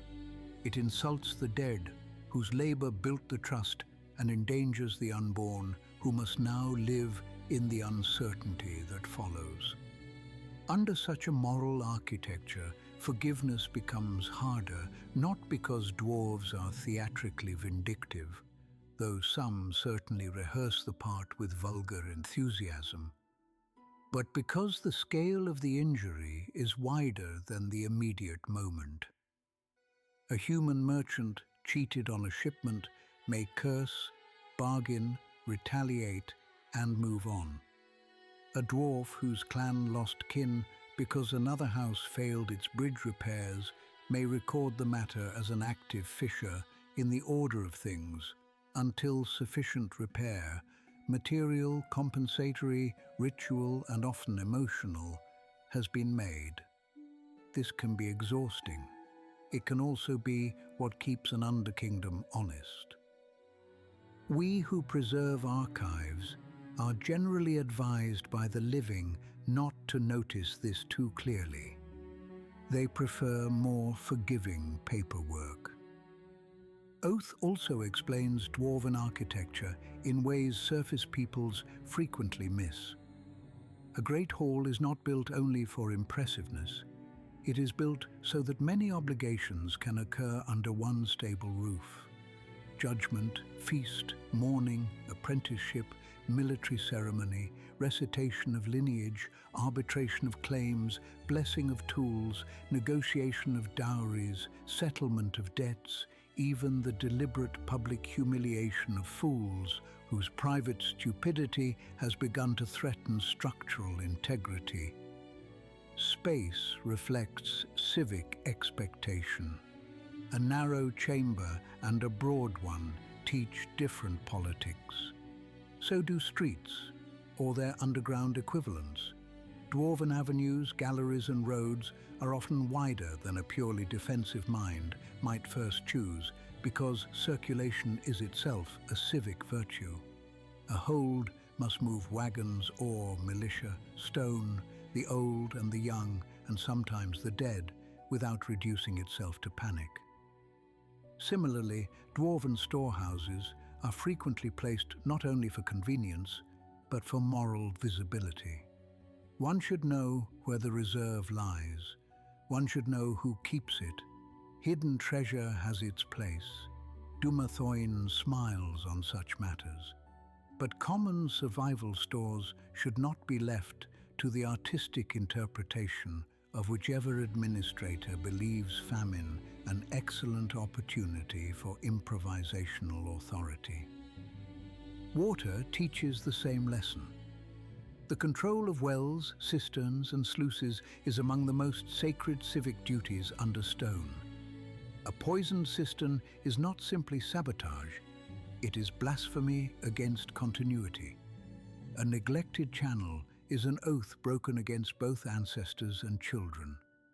No wonder, then, that some of the greatest dwarven heroes are not always kings or dragon slayers, but wardens, masons, pump masters, and line captains whose names persist because they kept the hold functioning when glamour had already fled. This is a point human epics almost never honor adequately. They prefer a last charge to a well-maintained gate. Yet the latter usually preserves more lives. Now, one might object that such praise risks turning the dwarves into saints of competent administration, which would be intolerable to everyone who has ever had to negotiate with a council of clan elders during a dispute over tunnel precedent. So let us be fair. Oath cultures can become suffocating. The same structures that preserve continuity can also trap individuals inside expectations too rigid for circumstance. Innovation may be delayed because an old commitment, once wise, has hardened into liturgy. Marriages may become overly instrumental. Younger dwarves may be forced into professions more by ancestral utility than personal fitness. Outsiders, even well-meaning ones, may find access to justice slow because the system prefers recognized relationships over admirable spontaneity. Clan reputation can crush the eccentric. A hold may remain technically stable while spiritually airless. Dwarves know this, by the way. They complain about it among themselves with a richness of vocabulary I shall spare you. But they also know the price of the alternative. The alternative is forgetting how continuity works. And the realms is full of ruins built by people who learn too late that charm, genius, and immediate appetite are poor substitutes for durable obligation. Seen in that light, even dwarven conservatism acquires a harder dignity. It is not always wisdom. It is sometimes fear petrified into custom, yet it is fear educated by evidence. Shanatar fractured when its compact weakened. Baraquir vanished when the Federation failed to hold it in time. High Shanatar died partly because surface exposure placed too much strain upon old systems. Delzun endured long because roads, holds, and duties were coordinated well enough to outlast many generations of enemies. The Great Rift held because its people retained both pride and structure. The Duergar became what they became because the structures that should have protected them were broken. And what replaced them taught that domination was the only trustworthy form of continuity. History has made the argument several times. The dwarves, better than most, remember the wording. This is why a dwarven ruin feels different from an elven one when you stand in it, if you are sensitive to such things. An elven ruin often feels like interrupted radiance beauty whose conversation with itself has been broken but not wholly silenced. A dwarven ruin feels like obligation denied its object. You walk a collapsed gallery and almost hear not the music that once filled it, but the tasks that should still be happening there. This torch bracket ought to be lit. That stair should be swept. The dead beyond this seal should still receive names on feast days. The southern gate should have had 6 more repairs before the hinge failed. The armory inventory should have been checked before the raiders came. One senses not only loss, but procedure abandoned. That produces a distinctive sorrow, and also a distinctive temptation. Because wherever obligation has been interrupted, someone may attempt to inherit it. Adventurers feel this more keenly than they usually admit. The allure of the dwarf ruin is not only treasure, it is the intoxicating suspicion that by reopening a hold, reclaiming a road, or restoring a gate, one may participate in something larger than one's own lifespan. Even the greediest sellsword occasionally stumbles into nobility when surrounded by enough old stone. This is among the few redeeming features of delving as a profession. It also explains why dwarves react so strongly to reclaimers and squatters. To a human mercenary company, an abandoned gatehouse may be a useful redoubt. To a dwarf clan whose records still name the watch bills for that same place, the occupation is a claim upon inherited duty. This difference of moral vision produces more frontier bloodshed than most maps politely reveal. The same principle shaped dwarven diplomacy. When dwarves traded with humans, allied with elves, or bargained with deep gnomes and others, they sought not mere exchange, but reliable terms. Trade without structure is gambling. Alliance without named responsibilities is theatre. One sees this in their longest successful relationships. The Delzoun roads did not matter because dwarves enjoyed meeting strangers underground for novelty's sake. They mattered because stable, legible arrangements with neighbors turned risk into durability. Even dwarven friendship is infrastructural, a comforting thought, unless you have disappointed one. There is one more surface error I would like to drag by the collar into proper light before we close the folio.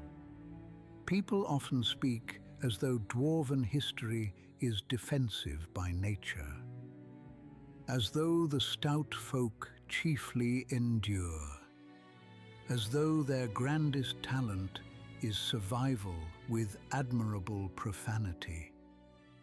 This is incomplete. Dwarven history is also strategic in a profoundly active sense.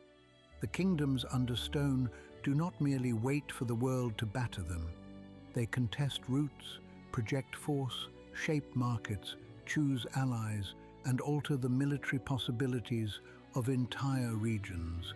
When Shanatar sent scouts to the surface, when Delzoun laid the Fardrim, when the Great Rift held trade with human empires, when Durgar cities extended control across the North Dark, these were not passive acts of survival. They were bids to define the terms under which others would live nearby. This matters because later, Faerûn is often narrated from the surface downward. Cities above, kingdoms above, armies above. Then, as a sort of monstrous appendix, caves below. No, the relationship is reciprocal. Dwarven roads under the mountains decide which human towns can prosper above them. The rise or fall of a hold shifts where orcs can move.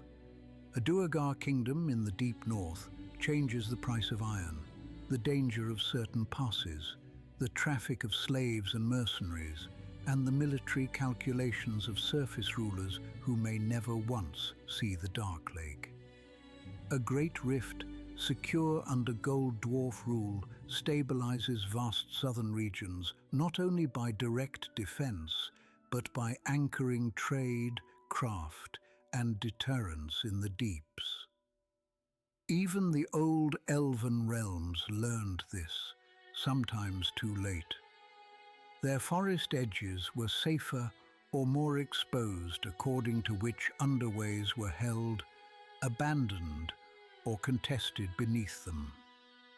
If you want a more intimate image, think of a surface innkeeper in some later northern settlement whose prosperity depends on caravans arriving on time through a pass once protected by Delzoun.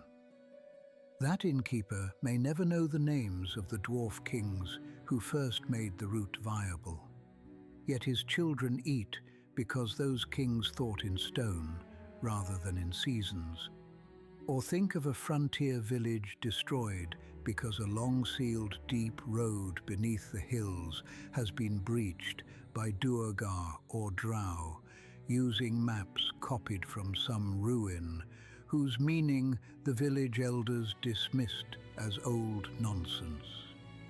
Suddenly, ancient dwarf history is not quaint background. It is tonight's fire. This is why I distrust settings presented without their buried arteries. A land without underways is only topsoil pretending to be civilization. The Dwarven ages also reshape how one ought to think about war in Faerûn. Surface battles have banners and sunlight, and the courtesy to be visible from a distance. Understone war is uglier, closer, and often more consequential in the long term. A bridge over a chasm matters more than a field.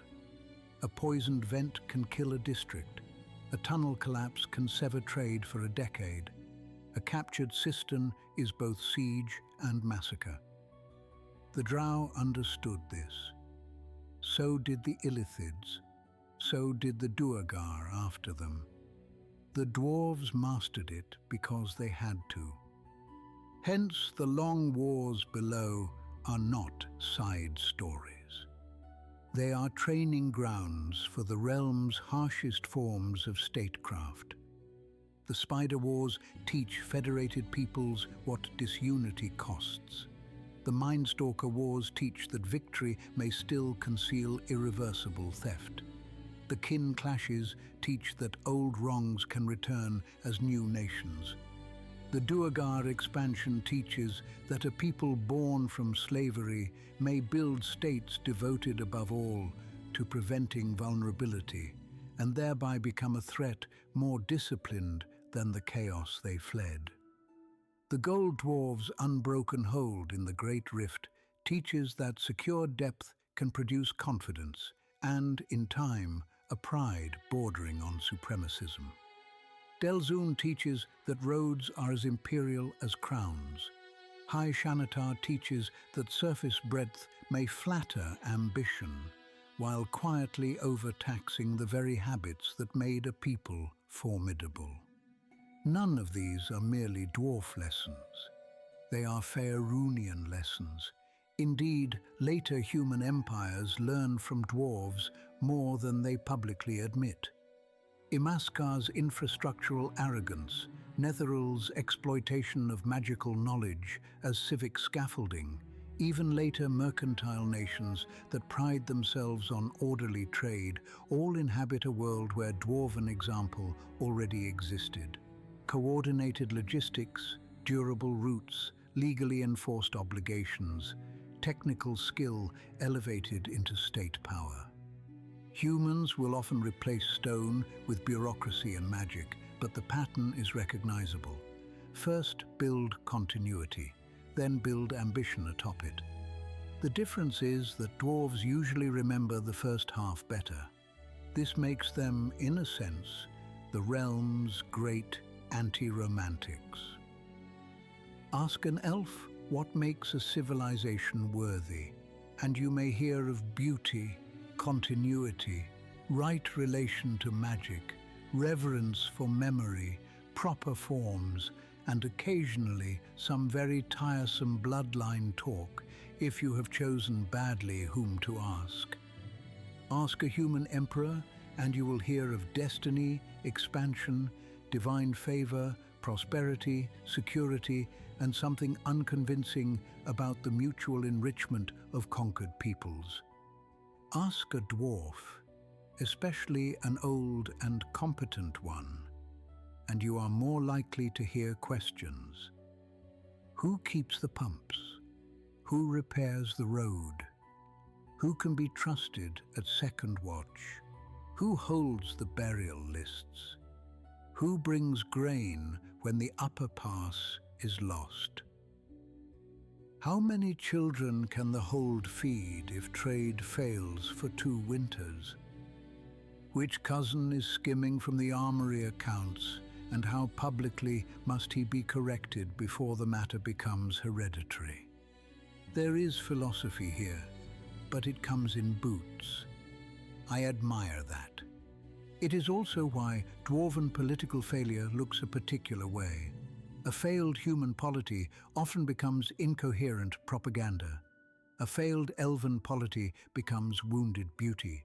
A failed dwarven polity becomes dangerous neglect, doors unsealed, records lost, roads unmanned, vents clogged, wards half-maintained, supply assumptions broken. A dwarf ruin is so hazardous precisely because it was built for seriousness. The better made the hold, the more destructive its degradation may become if no one remains to serve the old obligations. This is the secret life of many famous adventuring locales. Under every lost mine or abandoned stronghold, there sits an older history of civic precision. Treasure is the least interesting inheritance there. The real inheritance is a machine of continuity stopped mid-function. Turn it wrongly and monsters pour out. Turn it rightly and you may briefly restore a whole region's equilibrium. That, incidentally, is why Dwarven reclamation stories resonate so powerfully in the realms. Citadel recovered, hall refounded, road reopened, forge relit. These are not just patriotic satisfactions. They feel like moral repair. Something interrupted is being permitted once more to do what it was made for. Even when later reclamations fail, the attempt itself carries weight because it answers a distinctly Dwarven intuition. That abandonment should not be history's final word where duty is concerned. And now, because honesty is the archive's least marketable habit, let me say this as well. Dwarves are not always right about what duty requires. They can cling to dead forms too long. They can burden descendants with obligations that no longer serve justice but only inertia. Their counsels can elevate ancestry over wisdom, seniority over freshness, resentment over adaptation. A clan compact may preserve honor in one century and perpetuate stupidity in the next. Dwarven respect for the dead can slide into dead governance. Dwarven patience can become delay so extensive it resembles consent to decline. Dwarven suspicion of unnecessary change can harden into a refusal to change until only catastrophe remains capable of persuading them. The Shield Dwarves, Gold Dwarves, and Duergar each display this in their own manner. Shield Dwarves often bear old wounds so vividly that they can become too ready to expect loss. Gold Dwarves, confident in long success, may mistake continuity for superiority. Duergar, having made hardness into creed, may treat domination as the only trustworthy civic language. All three branches preserve truth. All three distort it too. This is why I resist speaking of the Dwarven character as though one stern noun solved the matter. Better to speak of repeated Dwarven answers to repeated kinds of pressure. Under threat of disintegration, build tighter compacts. Under loss, refound. Under insult, remember. Under unstable geography, carve permanence. Under open horizons, anchor roads. Under the deep's predations, fortify, catalogue, retaliate. Under psychic slavery, the Duergar answer with power that cannot be taken from them without blood. You may approve of some answers more than others. History is under no obligation to make them simple. All this returns us inevitably to the beginning. What does a Dwarven kingdom actually rule? It rules the span between the dead and the unborn. Not perfectly, not always wisely, but more self-consciously than most. A king of Shanatar was measured against the throne and the compact. A lord of Delzoun was measured against the road and the hold. A ruler in the Great Rift was measured against clan continuity and the stubborn prosperity of the Deep Realm. Even the Duergar monarch or war leader is measured in distorted form against the promise that helplessness must never return. In every case, the ruler is secondary. The obligation is primary.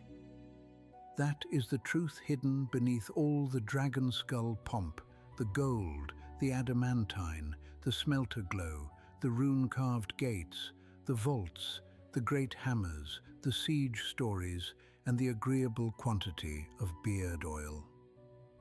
The crown is not the center. The continuity is. When continuity holds, a Dwarven realm can survive absurd punishment.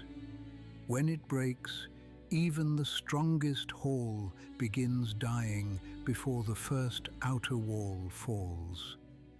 So what finally is the verdict on the Dwarven ages? Not merely that the dwarves were old. Many peoples are old. Not merely that they were stubborn. Half the realms believe stubbornness a substitute for statecraft and usually proves otherwise within 3 generations. The verdict is more exact. The Dwarven ages are the proof that continuity can be built. Not guaranteed, not sanctified against error, built.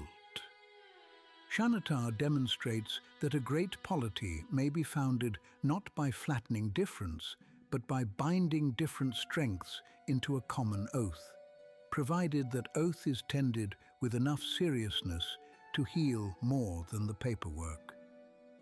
Delzoun demonstrates that roads are a form of rule, and that the understructure of a continent may matter more than whichever young surface kingdom happens to be shouting above it that century. The Great Rift demonstrates that return can make a people confident, wealthy, and dangerously sure of its own rightness. High Shanatar, Ogran, and Hungdanar demonstrate that adaptation is possible, but geography always sends a bill.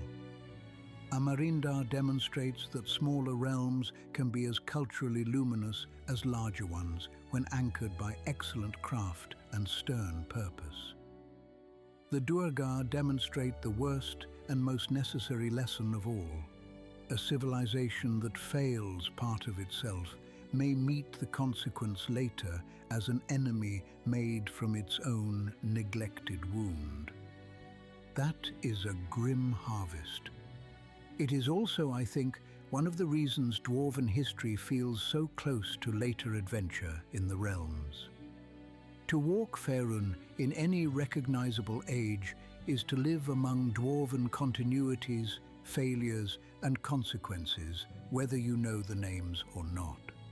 There are human trade roads because dwarves first made certain passes matter. There are frontier anxieties because old holds below the hills are sealed, breached, or contested. There are wealth patterns, arms traditions, mining practices, mercantile assumptions, and heroic ideals that owe more to dwarven precedent than human vanity likes to concede. Even the language of reclamation, so beloved in later tales, retake, refound, relight, reopen, restore, has a distinctly dwarven gravity to it. The dwarves taught Faerûn that inheritance is work. The elves taught memory as beauty.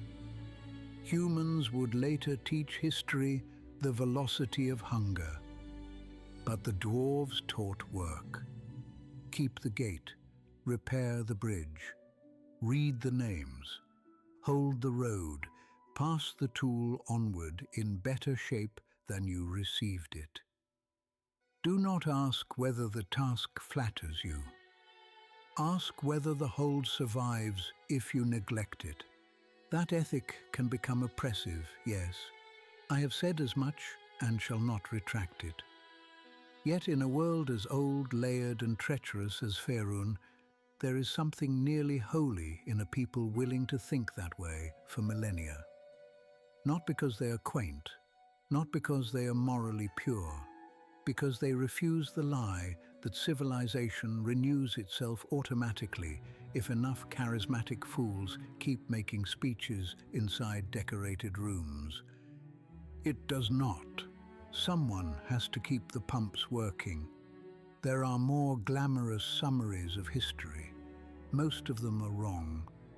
You may also see now why Dwarven ages sit where they do in our wider series. We have come from creator races and world-breaking cataclysm, through dragons and giants, through elven flowering and elven catastrophe, through the founding time in which ruins found new heirs. With the dwarves, we encounter one of the realm's great answers to that inheritance. Build deep, bind tightly, remember structurally, and assume the world will test every promise made. It is a harsh answer. It is also one of the reasons later Faerûn is not merely a graveyard of elder splendor. It still has bones strong enough to bear new weight. And now the balance shifts again.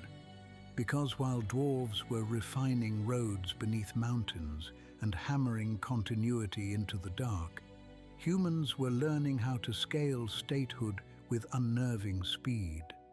In the next episode, we turn east and south toward one of the great human warnings of the ancient world, Imaskar and the problem of stolen people. If the dwarves teach us what it means to build obligations that outlast kings, Imaskar will teach us what happens when empire mistakes power over roots, portals, and populations for a license to remake the moral order itself.